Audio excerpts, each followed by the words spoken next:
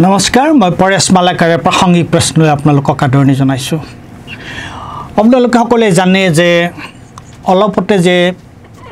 সাধাৰণ নিৰ্বাচন অনুষ্ঠিত হৈ গ'ল লোকসভাৰ কাৰণে। ঠিক সেই সময়তে লোকসভাৰ নিৰ্বাচন অনুষ্ঠিত হোৱাৰ একেলগে দুখন ৰাজ্যত এখন হৈছে অন্ধ্ৰপ্ৰদেশ আৰু এখন হৈছে উৰিষ্যা। অন্ধ্ৰপ্ৰদেশত তাত স্থানীয় বিধানসভাৰ নিৰ্বাচনো অনুষ্ঠিত হৈছিলে লোকসভাৰ লগে লগে, আৰু তাত তেলেগু দেশম দলে তাত তেওঁলোকে একক সংখ্যাগৰিষ্ঠতা লাভ কৰিছিল। তেলেগু দেশমৰ চন্দ্ৰবাবু নাইডুৰ নেতৃত্বত তেওঁলোকে বিধানসভাত ভাল ফলাফল দেখুৱাইছে, আৰু তেওঁলোকে লোকসভাতো তেওঁলোকে ভাল ফলাফল দেখুৱাইছিল। ঠিক এই একেটা ঘটনাৰ পুনৰাবৃত্তি হৈছিল উৰিষ্যাত লোকসভাৰ নিৰ্বাচনৰ লগে লগে বিধানসভাৰ নিৰ্বাচন অনুষ্ঠিত হৈছিল, আৰু এইবাৰ বিধানসভাৰ নিৰ্বাচনত ইয়াৰ আগলৈকে আপোনালোকে জানে যে বিজু জনতা দল বিজু জনতা দলে আজি প্ৰায় 20 বছৰ বিজু জনতা দলৰ নবীন পাটনায়কৰ মুখ্যমন্ত্ৰী হিচাপে উৰিষ্যাত 20 বছৰ তেওঁ তাত মুখ্যমন্ত্ৰী হৈ আছিল, আৰু এইবাৰ এই 20 বছৰৰ অন্তত এইবাৰ তেওঁৰ ঠাইত বিজু জনতা দলৰ ঠাইত এইবাৰ ভাৰতীয় জনতা দলে তেওঁলোকে সংখ্যাগৰিষ্ঠতা পাইছে। তাত মুঠ আসন হৈছে 147খন, আৰু 47খন আসনৰ ভিতৰত বিজেপিয়ে পাইছিলে 78খন, কংগ্ৰেছে পাইছে বিজু জনতা দলে পাইছিলে 51খন, আৰু কংগ্ৰেছে পাইছে 14খন, আৰু CPM-এ 1খন, আৰু 3খন আসন নিৰ্দলীয় সদস্য পাইছে। যিহেতু 147জনীয়া বিধানসভাৰ ভাৰতীয় জনতা পাৰ্টীয়ে 78খন আসন পাইছে, আৰু তেওঁলোকেই একক সংখ্যাগৰিষ্ঠ দল হিচাপে পৰিগণিত হৈছে, আৰু তেওঁলোকে এতিয়া চৰকাৰ গঠন কৰিবলৈ ওলাইছে। আৰু কালি মোহন চৰণ মাঝীয়ে ভাৰতীয় জনতা পাৰ্টীৰ মুখ্যমন্ত্ৰী হিচাপে শপত গ্ৰহণ কৰিছে, আৰু সেই শপত গ্ৰহণ অনুষ্ঠানত ভাৰতৰ প্ৰধানমন্ত্ৰী নৰেন্দ্ৰ মোদীও উপস্থিত আছিল। এতিয়া এই কথাটো আমি এইখিনিতে ৰখাই আমি বেলেগ এটা কথালৈ গৈছোঁ, আৰু মই পিছত আহিম যে কিয় মই এইখিনি কথা কোৱাৰ পিছত মই কিয় এটা বেলেগ বিষয়লৈ গৈছোঁ সেই কথাটো। আৰু কালি যিজন মুখ্যমন্ত্ৰীয়ে মোহন চৰণ মাঝীয়ে মুখ্যমন্ত্ৰী হিচাপে শপত গ্ৰহণ কৰিছে, আৰু তাৰপিছত কথাটো এইখিনিতে মই ৰখাই থৈ মই বেলেগ এটা বিষয়লৈ গৈছোঁ। আৰু সেই বিষয়টো কি আপোনালোকৰ কাৰো মনত আছে নিশ্চয়। 1999 চনৰ 23 জানুৱাৰীৰ দিনা উৰিষ্যাত গ্ৰাহাম ষ্টুৱাৰ্ট ষ্টেইন বুলি এজন অষ্ট্ৰেলিয়াৰ এজন মিছনাৰী, তেওঁ উৰিষ্যাত বহু বছৰ ধৰি তাত তেওঁ কাম কৰি আছে। 1965 চনৰ পৰা তেওঁ তাত কাম কৰি আছে, আৰু বিশেষকৈ কুষ্ঠ ৰোগীসকলৰ মাজত জনজাতীয় অঞ্চলত তেওঁ স্বাস্থ্য ক্ষেত্ৰত কাম কৰিছে। আৰু সেই মানুহজনক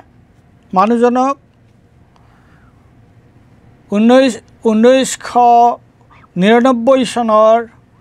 23 জানুৱাৰীৰ দিনা তেওঁৰ দুজন নাবালক পুত্ৰৰ সৈতে উৰিষ্যাত কিবা এটা ধৰ্মীয় অনুষ্ঠানত যোগদান কৰিবৰ কাৰণে তেওঁ গৈছিল, আৰু যাওঁতে সেইদিনা ৰাতি 23 জানুৱাৰী 1999 চনৰ 23 জানুৱাৰী সেই নিশাটো খুব শীত পৰিছিল, খুব ঠাণ্ডা বতৰ আছিলে। আৰু তেওঁলোকে কি কৰিছিল, তেওঁলোকে যলৈ যোৱাৰ কথা আছিলে তালৈ যোৱাৰ আগতে তেওঁলোকে মাজবাটত এঠাইত গাড়ীখন ৰখাই ঠাণ্ডাৰ পৰা পৰিত্ৰাণ পাবৰ কাৰণে তাতেই তেওঁলোকে গাড়ীখনৰ ৰখাই তাতেই তেওঁ ষ্টেইন আৰু তেওঁৰ দুজন ল'ৰা নাবালক, এজন নাম ফিলিপ ফিলিপৰ বয়স আছিল 10 বছৰ আৰু টিমথিৰ বয়স আছিল 6 বছৰ এজন 10 বছৰীয়া আৰু এজন 6 বছৰীয়া লোক তেওঁ শুই আছিল আৰু শুই থাকোঁতে মাজৰাতি তেওঁলোকক 50 জনমান মানুহে আহি তেওঁলোকক চাৰিওফালৰ পৰা ঘেৰি ধৰিছিল তেওঁলোকৰ গাড়ীখনত আক্ৰমণ কৰিছিল আৰু আক্ৰমণ কৰাৰ পিছত যেতিয়া তেওঁলোকে সাৰ পাই তেওঁলোক হতভম্ব হ'ল গাড়ীৰ পৰা পলাবলৈ চেষ্টা কৰিলে কিন্তু গাড়ীৰ দৰ্জা বন্ধ কৰি তাত তেওঁলোকৰ গাড়ীখনত পেট্ৰল জ্বলাই দি তেওঁলোকক জীৱনতে তেওঁলোক জুই লাগি তাতে তেওঁলোক মৰি থাকিল তেওঁলোকক হত্যা কৰা হ'ল এনেকুৱা এটা নিশংস হত্যাকাণ্ড ঘটিছিল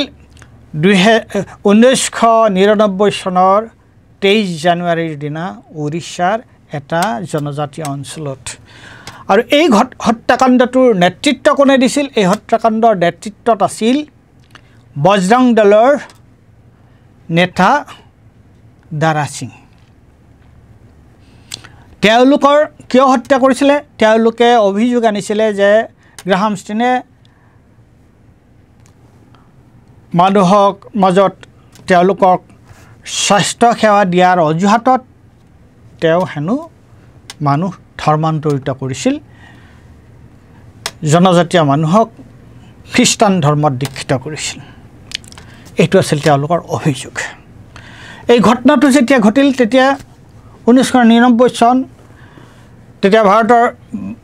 কেন্দ্ৰত বিজেপি দলৰ শাসন অটল বিহাৰী বাজপেয়ী প্ৰধানমন্ত্ৰী চাৰিওফালে হোৱা দোৱা লাগিল ভাৰতবৰ্ষতে নহয় সমগ্ৰ বিশ্বতে এই ঘটনাটোক লৈ এই চাঞ্চল্যকাৰী এই ধৰণৰ এটা নিশংস ঘটনাক লৈ চাৰিওফালে হুলস্থুল হ'ল আৰু লগে লগে তাৰ লগত জড়িত যিসকল লোক আছিল লগে লগে নহয় কিছুদিনৰ পিছত বহুদিনৰ পিছত দাৰা সিঙক গ্ৰেপ্তাৰ কৰা হ'ল আৰু এই গোটেই ঘটনাটোক লৈ এটা কমিটি কৰি দিয়া হ'ল আৰু সেই কমিটিটোৰ নাম আছিলে ৱাধা কমিশ্যন ৱাধা কমিশ্যন এটা কৰিল যে সঁচাকৈ গ্ৰাহাম ষ্টেইনে কি এই মানুহক ধৰ্মান্তৰিত কৰিব বিচাৰিছিল নেকি এইটো তেওঁ যে স্বাস্থ্য সেৱা আগবঢ়াইছিল তেওঁ যে এই দুখীয়া জনজাতীয় লোকসকলৰ মাজত তেওঁলোকক শিক্ষা তেওঁলোকৰ স্বাস্থ্যৰ কাৰণে তেওঁ কাম কৰিছিল সেইটো অজুহাতহে আছিলে নেকি এই কমিশ্যনটো ৱাধা কমিশ্যন গঠন কৰিলে আৰু কমিশ্যনে গোটেই বস্তুটো তন্নকৈ তেওঁলোকে সাক্ষ্য প্ৰমাণ লৈ তেওঁলোকে ক'লে যে নাই গ্ৰাহাম ষ্টেইনে কাকো জোৰ জবৰদস্তি কোনো মানুহকে ধৰ্মান্তৰিত কৰা নাছিল খ্ৰীষ্টান ধৰ্মত দীক্ষিত কৰা নাছিল আৰু কোনোবাই তেওঁলোকৰ কামৰ প্ৰতি আগ্ৰহী হৈ নিজে কোনোবাই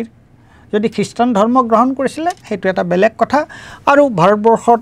যিকোনো মানুহে নিজৰ ধৰ্ম বিশ্বাস তেওঁলোকে আচৰণ কৰিব পাৰে গোটেই খ্ৰীষ্টান ধৰ্মটো দীক্ষিত হোৱাত তাত কোনো আপত্তি কৰিবলগীয়া কথা নাই গতিকে কি হ'ল তাৰপিছত দাৰা সিঙৰ বিচাৰ হ'ল বিচাৰ হওঁতে নিম্ন আদালতে দাৰা সিঙক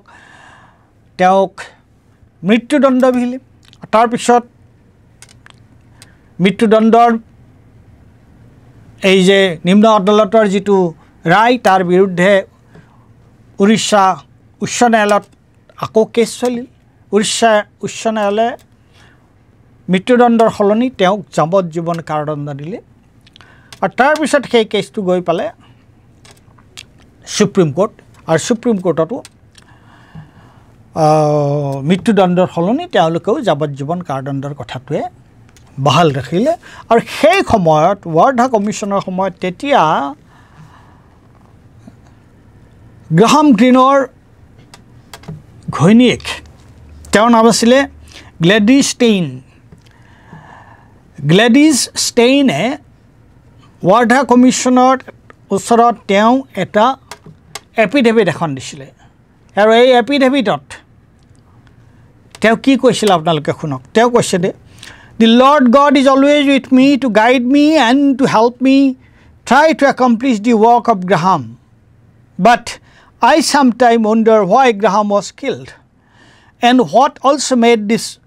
his assassin behave in such a brutal manner on the night of 22nd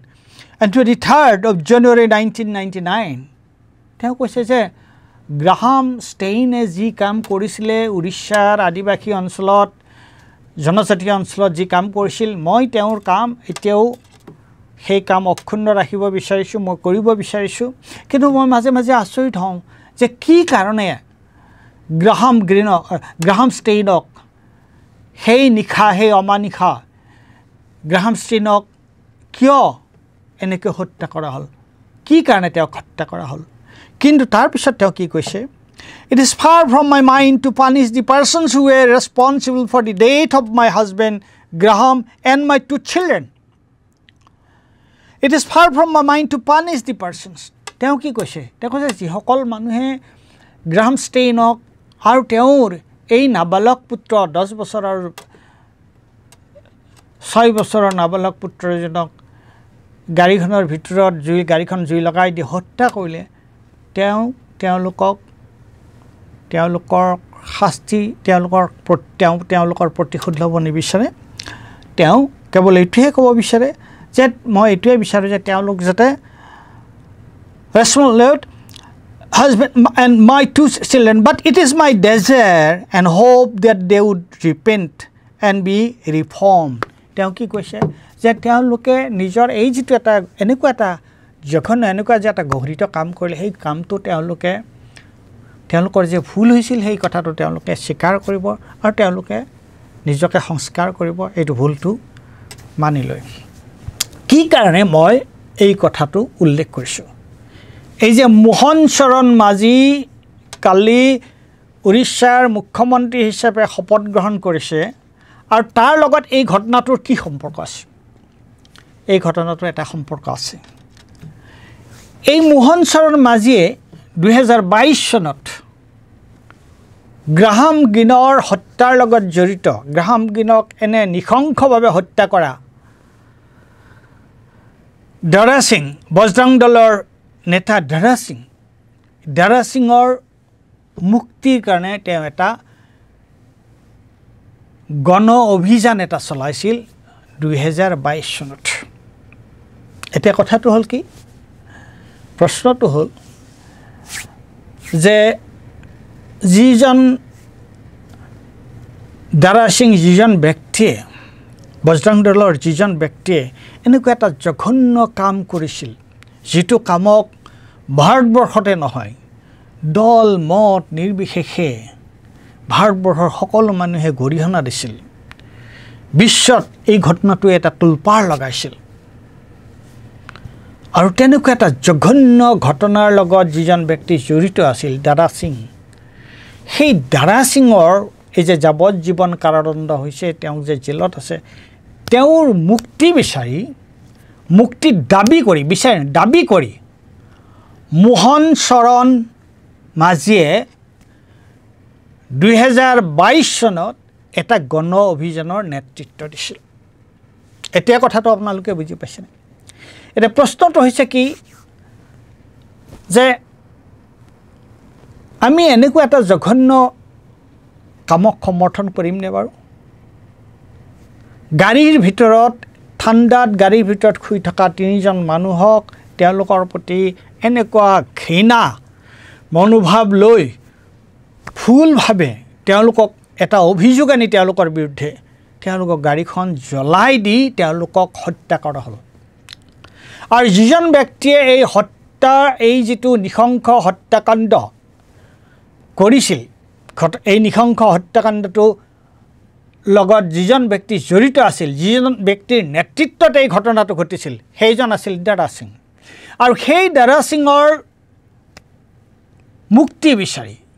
মুক্তিৰ দাবী কৰি 2022 চনত মোহন চৰণ মাঝিয়ে এটা গণ অভিযান চলাইছিল মই কথাটো সেইটোহে ক'ব বিচাৰিছোঁ যে আজি উৰিষ্যাত ভাৰতীয় জনতা পাৰ্টিয়ে ৭৮খন আসন লৈ বিধানসভাত তেওঁলোকে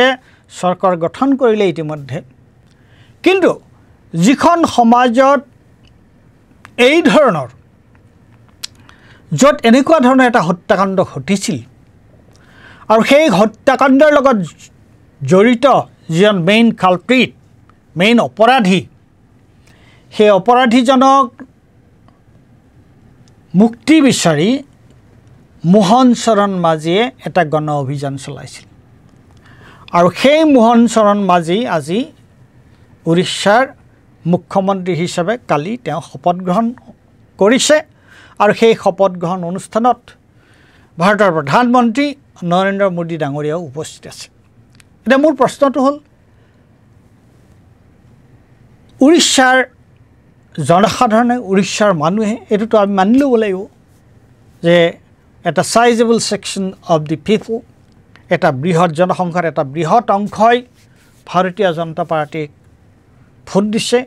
আৰু তাৰ ফলতে তেওঁলোকে ৭৮খন আসন পাইছে বিধানসভাত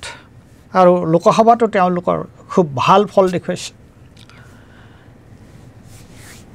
কিন্তু সাধাৰণ মানুহৰ ওচৰত মোৰ অনুৰোধ বা এতিয়াতো মোৰ এই কথা কিন্তু আৰু উৰিষ্যাৰ সাধাৰণ মানুহে নুশুনে মোৰ এই কথাখিনি আমাৰ অসমৰ সাধাৰণ মানুহৰ ওচৰতে আমাৰ এই প্ৰশ্নটো যে সমাজত এনেকুৱা বিদ্বেষ এনেকুৱা বিভাজন এনেকুৱা আক্ৰোশ সেই আক্ৰোশৰ নেতৃত্ব দিয়া মানুহৰ প্ৰতি যদি আমাৰ ব্যথা থাকে তাক যদি আমি এনেকুৱা তেওঁলোকক যদি আমি ভোট দি নিৰ্বাচিত কৰি চৰকাৰ গঠন কৰিবলৈ যাওঁ তেতিয়াহ'লে আমাৰ সমাজত আমাৰ চিন্তাত আমাৰ ভাৱধাৰাত আমাৰ আণ্ডাৰষ্টেণ্ডিঙত আমাৰ উপলব্ধিত ক'ৰবাত কিবা এটা খেলিমেলি নাইনে আমি কিয় ইমান অসহিষ্ণু আমি যিসকলে ইমান অসহিষ্ণুতাক প্ৰশ্ৰয় দিয়ে সেই মই কোৱা নাই মোহন চৰণ মাঝী সেই হত্যাকাণ্ডটোৰ লগত জড়িত নাছিল কিন্তু মোহন চৰণ মাঝীয়ে সেই হত্যাকাণ্ডৰ লগত জড়িত যিজন ব্যক্তি সেই ব্যক্তিৰ তেওঁ মুক্তি দাবী কৰিছিল তাৰ অৰ্থটো কি তাৰ অৰ্থটো এইটো নহ'ল নেকি যে আওপকীয়াকৈ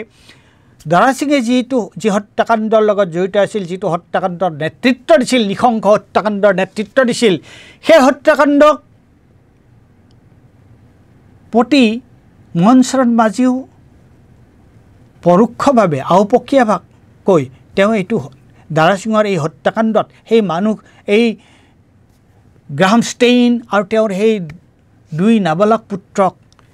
শীতৰ প্ৰচণ্ড শীতৰ এক ৰাতি গাড়ীখনৰ ভিতৰত শুই থকা এই তিনিজন মানুহক গাড়ীখনত পেট্ৰল ধৰি গাড়ীখন আক্ৰমণ কৰি যে হত্যা কৰা হৈছিল এই ধৰণৰ কথাটো সমৰ্থন কৰা দাৰা সিঙক মুকলি কৰি দিয়াটো বিচাৰিছে মানে তেওঁ কি বিচাৰিছে এই যিটো ঘটনা এই ঘটনাটোক তেওঁ যুক্তিসংগত বুলি ক'ব বিচাৰিছে নহয় জানো মোহন চৰণ মাঝীয়ে গতিকে আৰু আমাৰ সমাজৰ এটা বুজন সংখ্যক লোকে যেতিয়া এনেকুৱা ধৰণৰ এটা ৰাজনৈতিক দলক তেওঁলোকে যেতিয়া সমৰ্থন দি মই উৰিষ্যাৰ কথা কৈছোঁ ৰাজনৈতিক দলক সমৰ্থন দি তেওঁলোকে যেতিয়া একক সংখ্যাগৰিষ্ঠ দল হিচাপে সেই ৰাইজে সমৰ্থন দিয়াৰ কাৰণে তেওঁলোকে এতিয়া একক সংখ্যাগৰিষ্ঠ দল হিচাপে তেওঁলোক পৰিগণিত হৈছে আৰু কালি মোহন চৰণ মাঝীয়ে চৰকাৰ গঠন কৰিব পাৰিলে গতিকে এইবোৰ প্ৰশ্ন মই যিকেইটা কথা